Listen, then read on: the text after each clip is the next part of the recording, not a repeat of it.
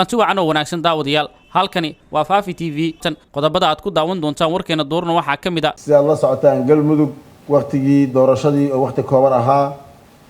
waxa ka hanan qaaday hanaan dib u heshiisiin oo dhaxalgal ah oo galmudug iyo Soomaaliba u leh muhiimad weyn waxaad ogtihiin inay kala duwanaansho iyo waxyaabo ka jireen doorashadii ka hor iyo doorashadii kadib arrimahaas waxaa ilaahay fadligii lagu guuleystay dib u heshiisiin siyaasadeed oo dhinacyo badan taabanaysa oo laga gaaray guul taariikhi ah sidoo kale waxaa lagu guuleystay oo ku guuleysanay dib u heshiisiin bulsho oo deegaano muddo dheer dhibab soo tiijamayay oo waqti dheer soo qaatay ka jireen ay ku soo dhammaadeen runtii guul weyn iyo nabadeyn buuxda oo laga gaaray guud ahaan waa iska jiraan waddanka ama galmudug waa ka jiraan mararka qaar waxyaabo yaryar oo ama dhibaatooyin iska dhaca oo ka dhashay dee waqtigii iyo gaabkii dowladnimada soo galay weli way iska soconayaan way iska jiraan laakiin runtii waxaa laga gaaray dib u heshiisiin labada qayboodba aada iyo aada xoogaa sharaxaad badan idinka rabin meesha laga gaaray iyo waqtiga degdega ah ee tallaabooyinkaas lagu qaaday sidoo kale galmudug waxay runtii horumar laga gaaray ama tallaabo weyn hore lagu qaaday geedi socodka ama dhismaha dowlad ama xukuumad galmudug waxaan ka dhismay dib u heshiisiintii kadib xukuumad tayo leh waxgal ah aada iyo aada la socotaan howlaha muddadii ay jirtay xukuumaddaasi ay ku guuleysatay iyadana sida ay howleedu u socdeen runtii ay ka muuqato dib u heshiisiintii hore la soo sameeyey miraheedii xukuumadda ay ka muuqdaan dowladnimadana runtii ay ahayd ka dhigtay mid u samaysa nuxur iyo macno weyn galmudug iyo guud ahaan Soomaaliya haddii galmudug wax u qabsoomaan wax horumar ay samayso sida haddaba dhacday Soomaaliya ay u tahay horumar iyo guul ay u wadato cad kasta oo Soomaali ka midana waa cad Soomaali ka mida Soomaaliya hagaagana Soomaaliya u hagaaga deegaan gaar ah oo ay guushaasi ama waxqabadkaas la gaaray uu si gooni u gaar yahay ma jirto marka uu laga reebo meeshii hagaagtaba inay Soomaaliya u hagaagsan tahay intaas kadib galmudug waxay dadaal muuqda oo runtii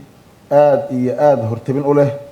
muhiimad gaara lahaa waqti Soomaali baahi badan u qabtay ku soo aaday ay iska saartay arrimihii sidii la isugu keeni lahaa ama loo dhammayn lahaa kala duwanaanshihii ka jiray labada heer ee dowladda federaalka Soomaaliya dowladda federaalka ah iyo dowladaha xubnaha ka ah waxaa gogol la dhigay ama fadhiyo iyo kulamo aada u muhiima lagu qabtay xarunta galmudug ama caasimadda galmudug ee Dhuusamareeb sidaad la socotaan ay isugu yimaadeen dowladihii xubnaha ka ahaa dowladda federaalka Soomaaliya ku dhameeyeen ama aragti mida ka qaateen sida dalku xaaladda hadda uu ku jiro runtii leh ama Soomaali ugu fadhisa wax weyn sidii waddanku doorasho u geli lahaa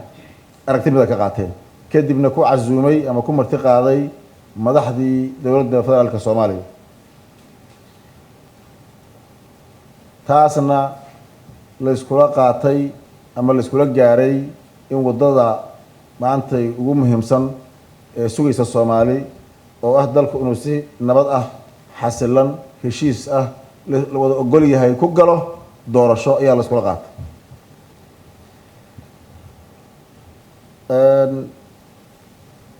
waxaa ku soo xigay in loo ballamay sidoo kale fadhigii lagu gudageli lahaa ama looga doodi lahaa ama go-aamo lagu qaadan lahaa fadhigii saddexaad ama dhuusamareeb 3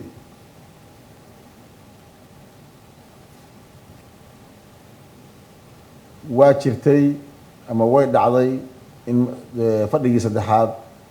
ka soo baxeen ama kala maqnaansho ama kala duwanaansho runtii dadaal baa galay dadaal badan baan lagu baxshay galmudug xil gaar ah isa saartay guud ahaanna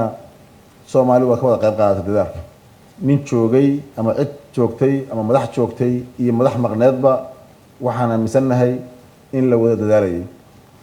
dadaalku mararka qaar laftiisa wuxuu keenaa in ra'yiga lagu kala duwanaa karo ma ahan uma fasirayno ama maba noqon ama maba ahan in ay wax kale meesha ku jireen keliya un dadaalada ayaa sidaa u kala socday galmudug dowladdeeda iyo shacabkeeduba waxay isi saareen mas-uuliyadda aada ogtihiin oo fadhiyadaas waaweyn oo aadka u ballaaraa oo aan hubno inaad golaha sharafta leh ka qayb galeen qayb ka ahaayeen dadaalkiina ku beeriseen ayaa runtii laga geystay ilaahay fadligiis waxaan waa lagu guulaystay wax kastoo howlahon ka marnay maantay waxay noqotay galmudug goobtii ama gogoshii ay ka soo baxday in qaab doorasho iyo hanaan doorasho loo gabangabadiisii ama turxaan bixintiisii ama isla qaadashadiisii loo fadhiyo heshiiskii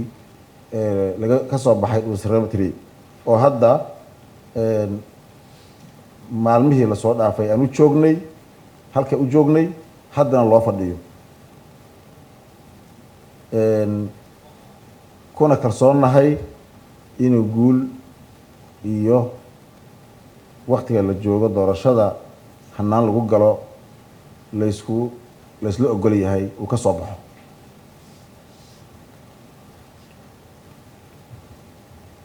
waa waajib ay lahayd ama saarnaa galmudug oo ay ka soo baxday inay soomaali gobol wakti ku habboon u dhigto si xasilooni iyo heshiis loogu gudbo waktiga doorashada aada iyo aad bay runtii waxay u ahayd kaalintoodii meel ay joogaanba shacabka reer galmudug kaalintii ay ka qaateen iyo dadaalkii ay bixiyeen waa ugu mahad celinaynaa